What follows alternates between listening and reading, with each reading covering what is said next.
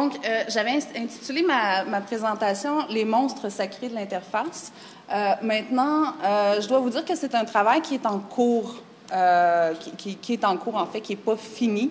Donc, les choses changent beaucoup, en fait, quasiment au jour le jour. Donc, je vais plutôt parler du monstre sacré qu'est l'interface, plutôt que des monstres sacrés. Ça reste quand même, ça traite quand même de la mythologie de l'informatique.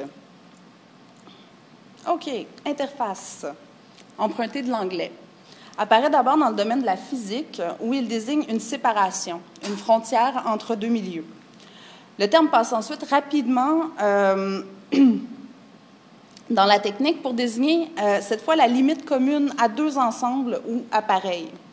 Ce n'est qu'avec l'informatique que l'interface devient, selon le Robert, un dispositif qui permet la communication, l'échange d'informations entre deux éléments d'un système, entre deux systèmes informatiques.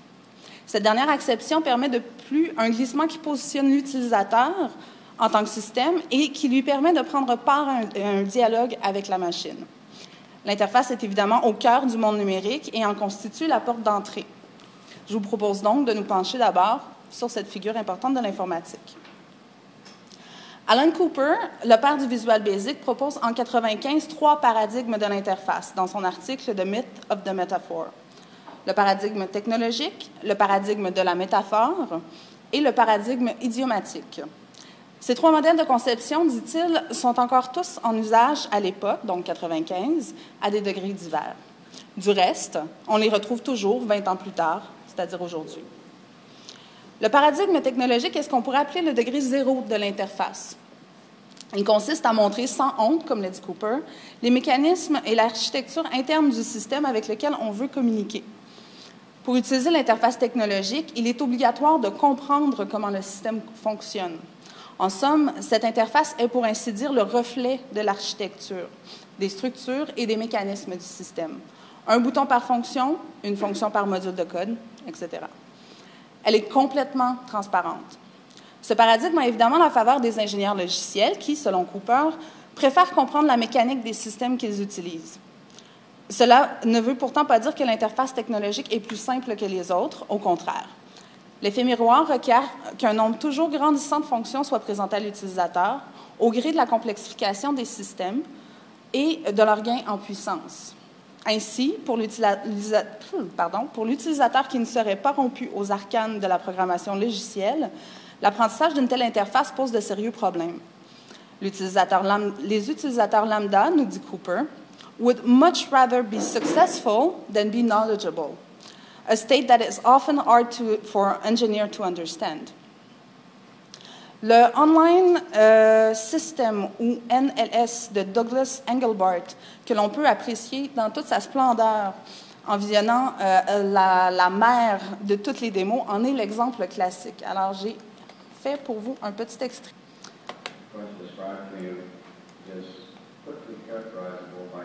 Bon. If in your office you as an intellectual worker were supplied with a computer display backed up by a computer that was alive for you all day and was instantly responsive, instantly responsive to every action you had, how much value do you derive from that? So let's take OK. Alors là, c'est dommage parce qu'on n'a pas l'image, qui est quand même, la présentation est assez intéressante parce qu'on voit Douglas Engelbart en écran noir et blanc, un peu comme on voit ici, avec un petit micro, qui nous présente son interface avec en surimposition soit le texte qui est à l'écran ou les périphériques d'usage que vous voyez ici, comme le clavier. Un autre clavier qui est une espèce, comme les claviers de sténo, donc qui fonctionne un peu comme le clavier d'un piano, et la souris, qui, elle, fonctionne à deux roulettes et non pas avec la sphère. Donc, je vous invite à aller visionner cette démo-là parce que c'est quand même très, très intéressant. Ce qu'on entendait un peu, c'est Engelbart qui disait que son interface était faite pour les travailleurs du savoir, les gens qui étaient intéressés à augmenter leur efficacité et leur puissance de travail. Il doute cependant de l'utilité de la philosophie de la convivialité par rapport à celle de l'adéquation aux besoins. Pour illustrer ce qu'il entend par là, il avait l'habitude de proposer l'analogie suivante. Utiliser un tricycle est beaucoup plus facile qu'utiliser un vélo parce que le premier est plus stable, mais le second permet d'atteindre une vitesse de déplacement beaucoup plus élevée. Malgré tout le succès de sa démonstration, quand même devant plusieurs centaines de personnes, le public n'a pas suivi et le système NLS n'a pas connu de succès commercial. Le deuxième paradigme de l'interface nous est beaucoup plus familier et est celui qui connaît le plus grand succès, celui de la métaphore. En fait, ce paradigme est si répandu que je ne doute pas que vous sachiez d'emblée à quoi il fait référence. Il s'agit bien sûr d'utiliser des métaphores pour représenter par association des éléments ou opérations du système. Alors voici la star de Xero Palto Alto, donc l'une des premières interfaces qui utilise la métaphore. Elle est centrée autour du document. Elle propose une surface qui ressemble à un bureau de travail sur laquelle se retrouvent des fichiers, des documents, les autres ordinateurs connectés au réseau, les imprimantes disponibles, etc. L'utilisateur peut ouvrir, fermer ou déplacer tous ces éléments selon son bon vouloir. On considère évidemment une telle configuration comme une amélioration à l'interface technologique puisqu'elle rend visuellement compte des opérations d'une façon facile à apprendre pour l'utilisateur. Cooper affirme à ce sujet que l'utilisateur comprend intuitivement la métaphore sans jamais comprendre les rouages sous-jacents du système. Il s'agit d'une opération mentale qui semble, et le mot ici est qui semble, ne nécessiter aucun effort de l'utilisateur puisqu'il peut l'associer à une autre opération qu'il connaît déjà. Il donne l'exemple de la corbeille. Il est aisé de comprendre que la corbeille sur l'écran sert à se débarrasser des éléments du bureau dont on n'a plus besoin puisque c'est exactement à cela que sert une corbeille. Cependant, la première fois que nous avons vu une corbeille, ce n'est pas une sorte d'intuition immatérielle qui nous a permis de l'utiliser. Je parle de la vraie corbeille dans la vraie vie.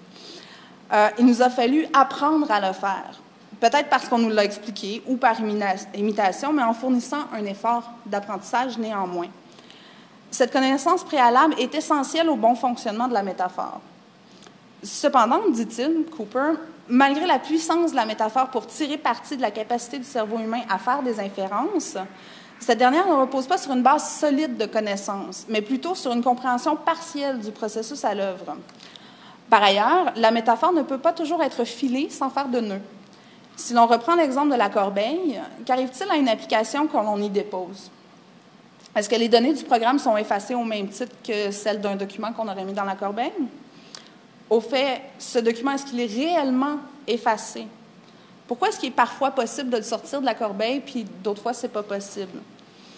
La corbeille qui est au coin de notre bureau ne fournit pas ce type de réponse. En d'autres mots, le paradigme de la métaphore offre une grande convivialité au prix d'un obscurcissement, voire une complexification du système. Je reviendrai à ça un petit peu plus tard. Alors là où le paradigme de la métaphore échoue, celui de l'idiome prend le relais. Alors Scotty n'a aucune connaissance de la souris. L'utilisation de cette dernière ne repose pas sur une métaphore instinctive, mais bien sur un idiome appris. Cet apprentissage est si intégré aujourd'hui que nous n'y pensons même plus. Il en va de même pour d'autres contrôles idiomatiques comme le curseur, la poignée d'une fenêtre, la barre de défilement ou encore des opérations comme la réduction d'une fenêtre ou la sélection de plusieurs icônes qui n'ont aucune contrepartie dans le monde réel. Au-delà de la rareté des métaphores fonctionnelles, comme l'utilisation de l'icône de l'imprimante qui sert de déclencheur à l'impression d'un document, le problème majeur de ce paradigme, selon Cooper, c'est la prison conceptuelle dans laquelle il nous enferme. Si je reprends l'exemple de l'impression de mon document, auparavant, la métaphore fonctionnait très bien sans aucun accroc, mais aujourd'hui, je peux imprimer avec l'icône de l'imprimante, avec l'imprimante bien sûr, mais aussi à l'aide d'applications. Je peux, à partir d'un traitement de texte, imprimer un fichier au format PDF, donc toujours en utilisant la petite icône de l'imprimante, qui sera ensuite enregistré à l'emplacement de mon choix. Ou alors, je peux imprimer mon document Word dans une application fourre-tout comme OneNote, que j'utilise ces temps-ci. Mais toujours à l'aide de l'icône de l'imprimante. Donc, la métaphore est un petit peu décalée à ce moment-là. Utiliser des métaphores visuelles comme celle de la disquette pour enregistrer un fichier pose aussi le problème de l'obsolescence des dispositifs techniques. Il est probable qu'une bonne partie des gens dans la salle aujourd'hui aient déjà manipulé une disquette et arrivent à comprendre la métaphore instinctivement. Qu'en est-il de ceux qui ne l'ont jamais vue? Et de mon expérience de professeur d'informatique, ça ne vient pas naturellement. Puis c'est vraiment pas une question d'âge, c'est simplement une question d'expérience. En somme, le paradigme idiomatique est en quelque sorte un juste milieu entre le technologique et le métaphorique.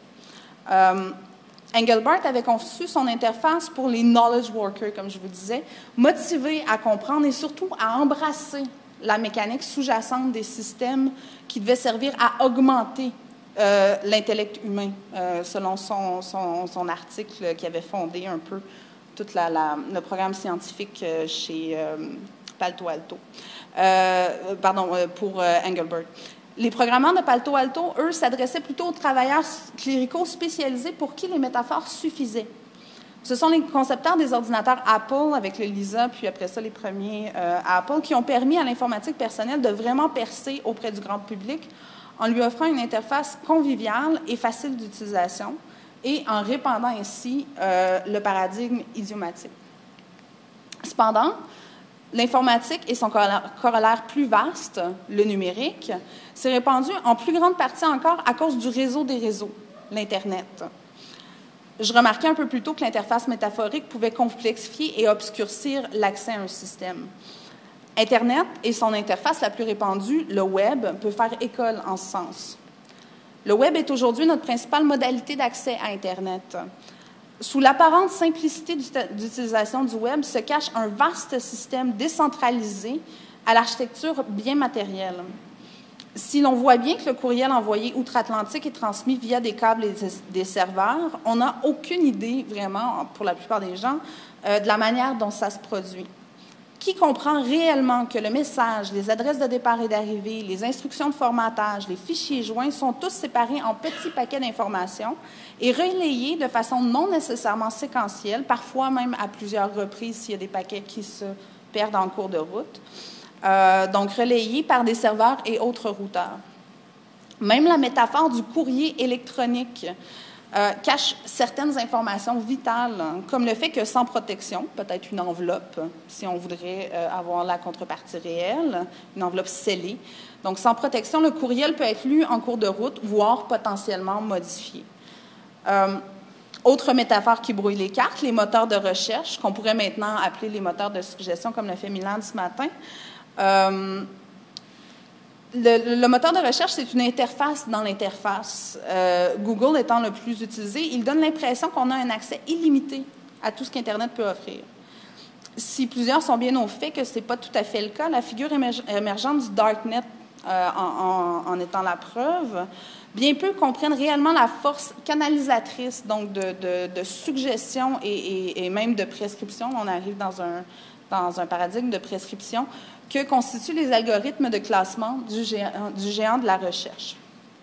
Dans le fond, ce que je cherche à démontrer ici, c'est que l'interface est en quelque sorte le passeur qui donne accès à un nouveau monde numérique, bien sûr. L'architecture logicielle, les structures sous-jacentes des réseaux, les algorithmes qui nous permettent de trier l'information, les périphériques qui nous servent d'extension physique dans cet univers constituent le support de la culture numérique. En général, et de la littérature numérique en particulier, support qui est médié par l'interface. Les pionniers de la littérature numérique ont bien su en tirer parti pour explorer les possibilités du texte. Henri Jean Julien fait la démonstration dans « Histoire et pouvoir de l'écrit » qu'il ne peut y avoir de texte sans support, sans matériau dans lequel on l'inscrit, qui lui permet de s'incarner, de voyager. Qui plus est, le support, lorsqu'on l'aborde sur un axe diachronique, révèle les dynamiques complexes qui animent les rapports entre texte, parole et société. Les tablettes d'argile babyloniennes parlent des grandes familles marchandes. Les noms de pharaons sont gravés dans la pierre et attestent la divinité de leur porteur. Les graffitis de Pompéi, de l'appropriation de l'écriture par la population.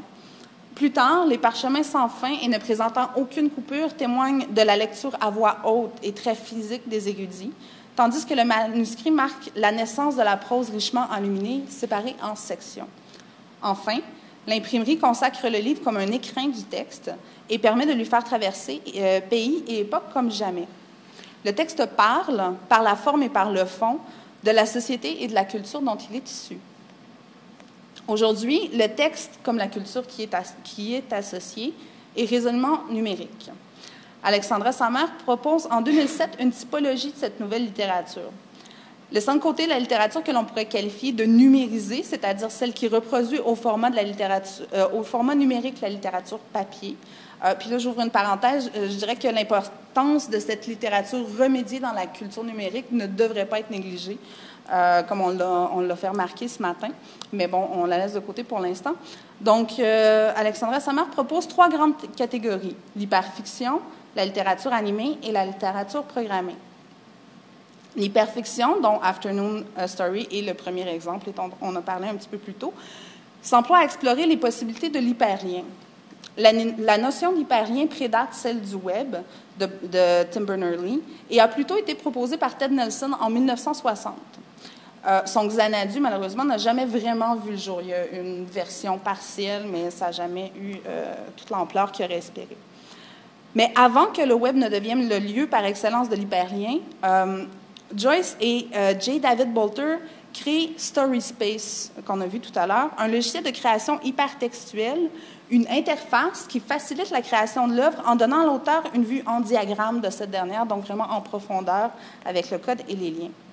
Comme on l'a dit plus tôt, l'auteur et le lecteur utilisent le même logiciel, mais en mode séparé.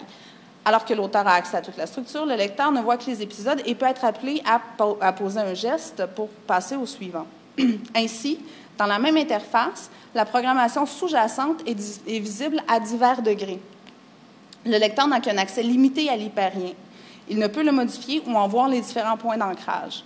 L'auteur, quant à lui, a tout pouvoir sur la structure hypertextuelle à l'aide de son interface. Depuis la création de StorySpace, l'hyperfiction s'est déplacée vers le web, où elle est plus largement diffusée qu'à l'époque des CD-ROM. Si le lecteur est limité ou dirigé dans sa progression, l'hypertexte, et je cite Mme Samer, l'hypertexte dénude cependant son procédé par le graphisme et l'interaction promise.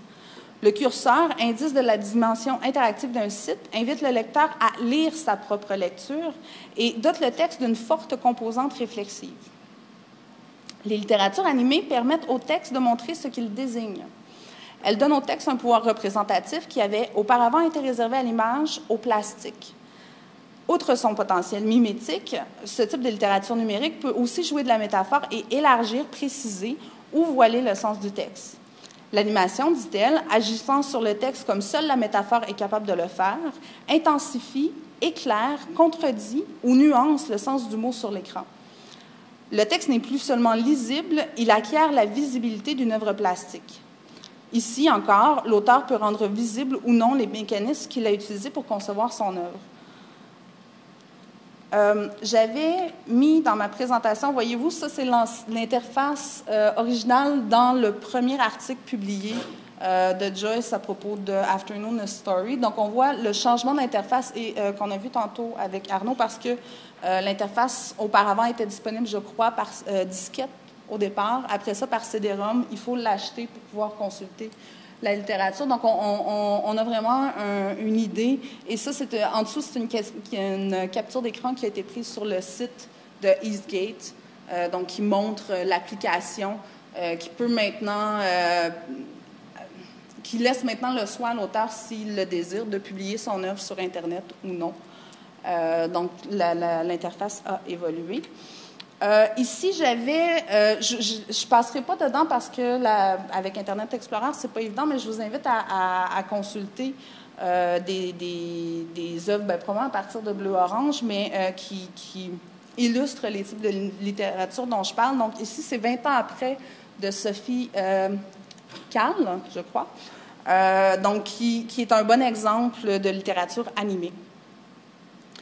Et enfin, la littérature programmée rend encore plus transparent les rouages profonds de la littérature numérique. Qu'il s'agisse de générateurs de textes à voir comme la série des U de Philippe Botz ou de jeux littéraires comme les exquises requêtes qu'on voit ici de Jean-François Glaise, la littérature numérique donne à voir ce qui lui fait faire sens. Je cite encore Mme Samer. mettant en relation les codes de programmation, seuls éléments stables du texte numérique, avec ces actualisations forcément éphémères sur la surface de l'écran, le lecteur comprend que sens et non-sens d'une œuvre littéraire sur support numérique réside aussi dans sa dimension technologique. Le support numérique, donc, aide la littérature à s'ouvrir et à se décloisonner. René Audette et Simon Brousseau l'expriment de belle façon. La notion de l'œuvre, corollairement, est passée à l'estompe. En tissant une disparate d'éléments, une production diffractée, ces sites constituent des œuvres plus dynamiques que toute production imprimée, mais surtout se démarquent par l'absence de finitude et d'horizon déterminé. Alors, pour un traducteur, c'est assez compliqué. C'est cela que le traducteur doit garder à l'esprit lorsqu'il s'emploie à la traduction de la littérature numérique.